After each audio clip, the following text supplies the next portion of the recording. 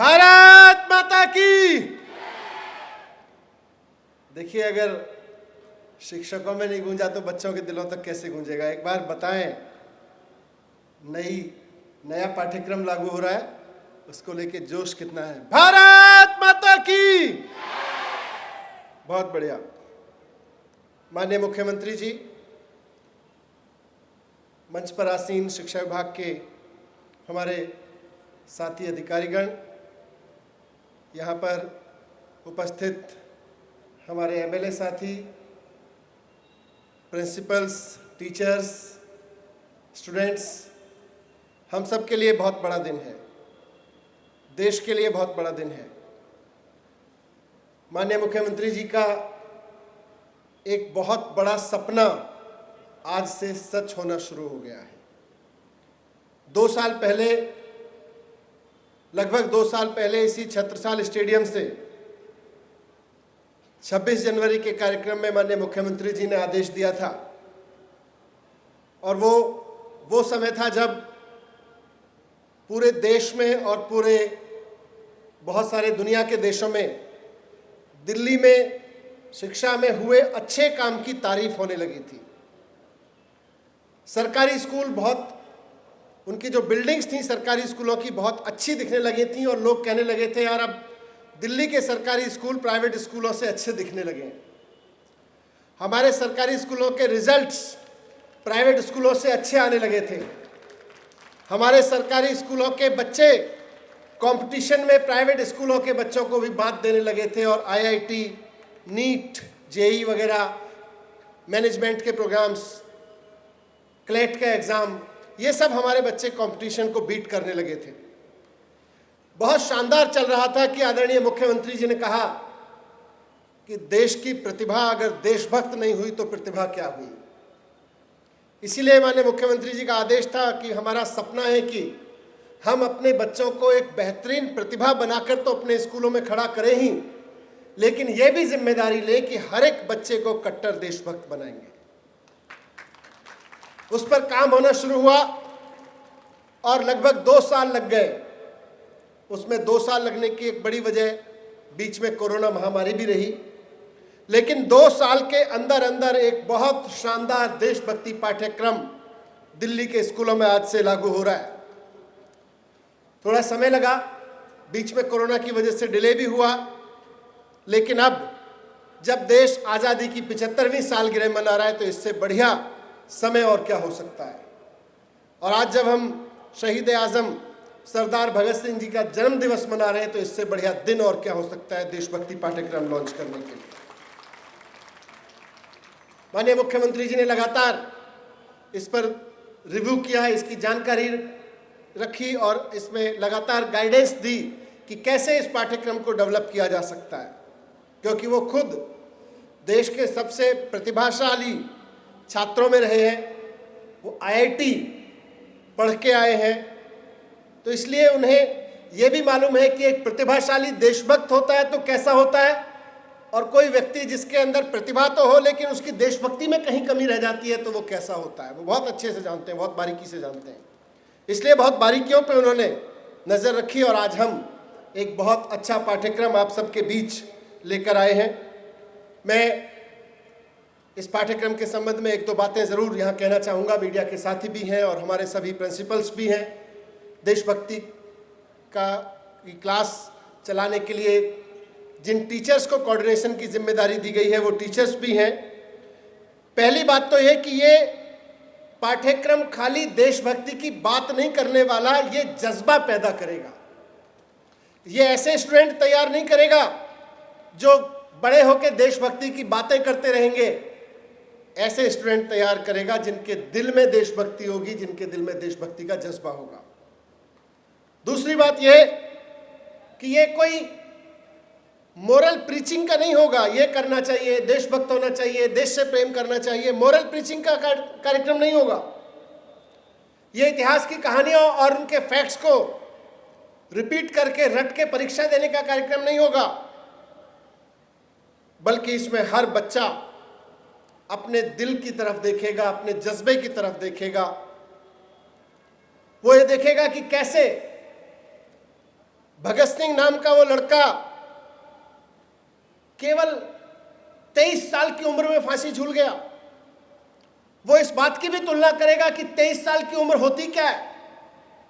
10वीं 11वीं में पढ़ने वाला लड़का, 6ठी क्लास में पढ़ने वाला बच्चा ये देखेगा कि बस 23 साल की उम्र का मतलब है मेरे भैया जितनी उम्र, मेरे बड़े भैया जितनी उम्र। इतनी उम्र में एक आदमी फांसी पे झूल गया देश को बचाने के लिए, अंग्रेजों को भगाने के लिए। क्या जज्बा रहा होगा।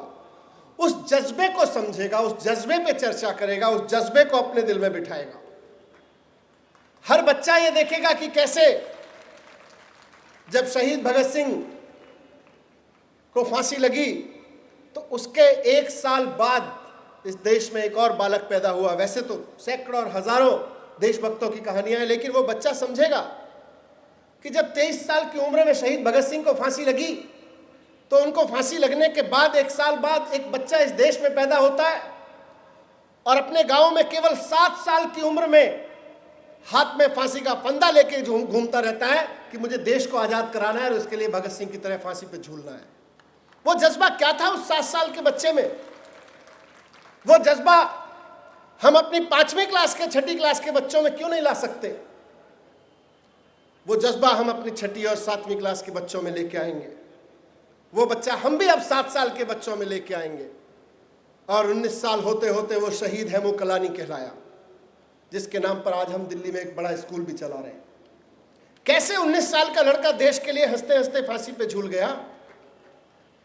कैसे एक 20 साल की लड़की, जिसकी कहानी हमने सुना है कि उसका नाम झांसी की रानी था, केवल 20 साल की उम्र में देशभक्ति के लिए, देश के लिए लड़ने निकल पड़ी थी और 30 साल होते होते, 30 साल की उम्र होते होते शहीद हो गई। हर लड़की, हर लड़का ये महसूस करेगा कि ये कोई ऐसा नहीं था जैसा फिल्मों में बड़े पर्दे पे दिखने वाले कोई विशालकाय लोग थे। हर बच्चा ये महसूस करेगा कि ये तो मेरे जैसे ही थे, मेरे बड़े भैया जितने थे, या 4 साल बाद, 2 साल बाद, 8 साल बाद मैं भी इनकी उम्र में पहुंचूंगा। और जब मेरी उम्र में थे तो ये देश के लिए लड़ने निकले थे और मुझसे थोड़ा सा बड़े होने के बाद में ये देश के लिए फांसी पे झूल गए थे। हर बच्चा इसको समझेगा। बच्चा इन गहराइयों को भी समझेगा कि कैसे महाराष्ट्र से निकलकर तात्या टोपे, महाराष्ट्र से निकल के कानपुर आए, झांसी आए, झांसी में लड़ाई लड़ी, कानपुर में लड़ाई लड़ी, जयपुर में लड़ाई लड़ी।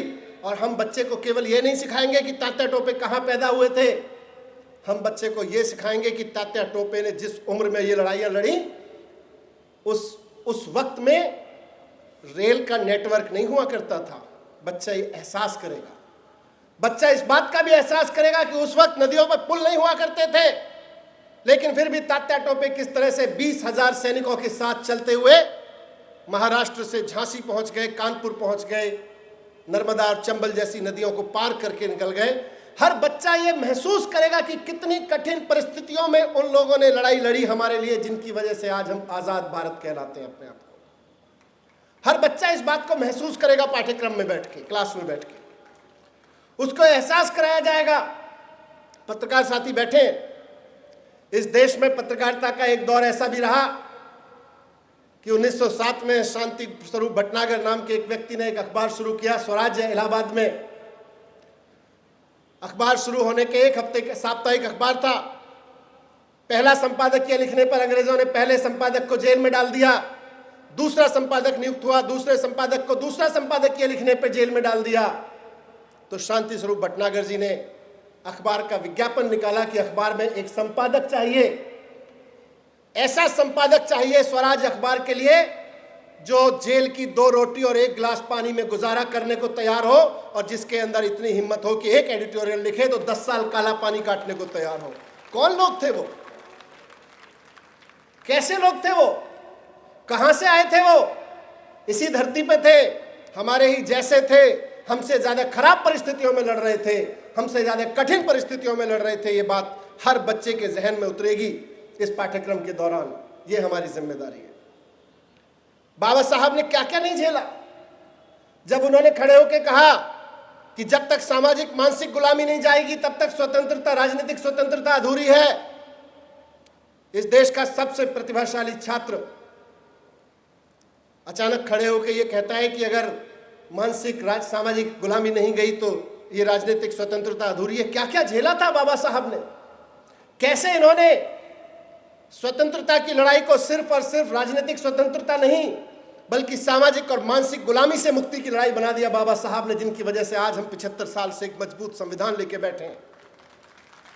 उस जज्बे को हम पढ़ाएंगे, उस जज्बे पर हम बच्चे के साथ चर्चा करेंगे। हम चाहेंगे कि हर बच्चा उस भाव से गुजरे, अपने आप को महसूस करे, अपने अंदर उस जज्बे को महसूस करे।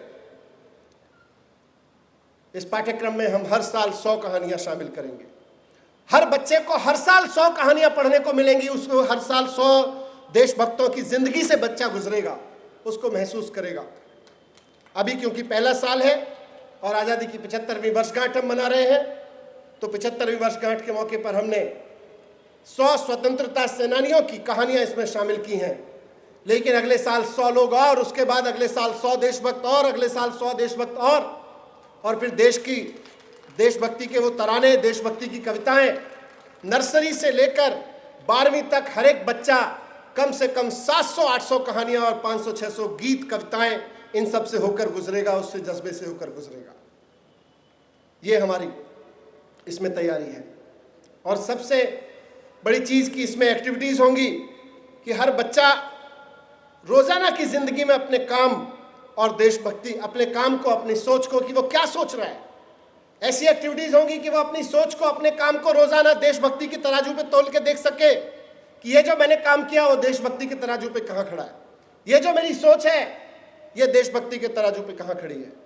और एक सबसे बड़ी खास इसकी एक्टिविटी है जिसको आज मैं आप सबके सामने रख रहा हूँ। आपके हाथ में पाठ्यक्रम है, पाठ्यक्रम पहुँचेगा सुबह, आज मिलेगा, कि हर एक क्लास 5 मिनट के देशभक्ति ध्यान से शुरू होगी। रोजाना हर क्लास में 45 मिनट की क्लास में 5 मिनट का देशभक्ति ध्यान होगा।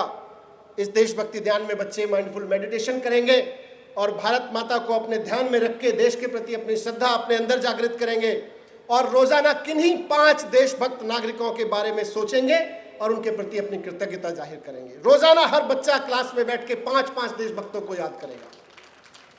ये सब इसके कुछ अंग हैं, कुछ इसकी एक्टिविटीज़ हैं, कुछ इसके मेन कंपोनेंट्स हैं। ये बहुत बड़ा पाठ्यक्रम है। मैं समझता हूँ जब हम इस पाठ्यक्रम को तैयार कर रहे थे, देशभक्ति पाठ्यक्रम, टीम और बच्चों से भी मेरा संवाद होता था और माननीय मुख्यमंत्री जी यहाँ, जैसे हम यहाँ तैयारी करके ले जाते थे तो वो कहते थे देशभक्ति यहाँ है, और ऊँची है, और ऊँची चीज़ है। आज मैं कहना चाहता हूँ सर, वास्तव में देशभक्ति बहुत बड़ी चीज़ है। देशभक्ति पढ़ाना बहुत बड़ा काम है। शायद फिजिक्स पढ़ाना आसान हो जाएगा, मैथमेटिक्स पढ़ाना आसान हो जाएगा, अंग्रेजी पढ़ाना आसान हो जाएगा, लेकिन देशभक्ति पढ़ाना इतना आसान काम नहीं है। और फिर भी हमने अपने टीचर्स, अपने प्रिंसिपल्स और अपने बच्चों के भरोसे पर ये काम दिल्ली के शिक्षा विभाग ने अपने कंधों पर लिया है और आपके मार्गदर्शन में और इन टीचर्स के, इन प्रिंसिपल्स के जज्बे के साथ हम एक एक बच्चे को आपके सपने के अनुसार कट्टर देशभक्त निकालेंगे। एक अच्छा इंजीनियर निकालें या डॉक्टर निकालें, मैनेजर निकालें या वकील निकालें या पत्रकार निकालें, लेकिन हर बच्चे को कट्टर देशभक्त बना के निकालेंगे। ये जिम्मेदारी हम इस पाठ्यक्रम के साथ ले रहे हैं। बहुत बहुत धन्यवाद, बहुत बहुत बधाई और बहुत बहुत शुभकामनाएं। Thank you very much.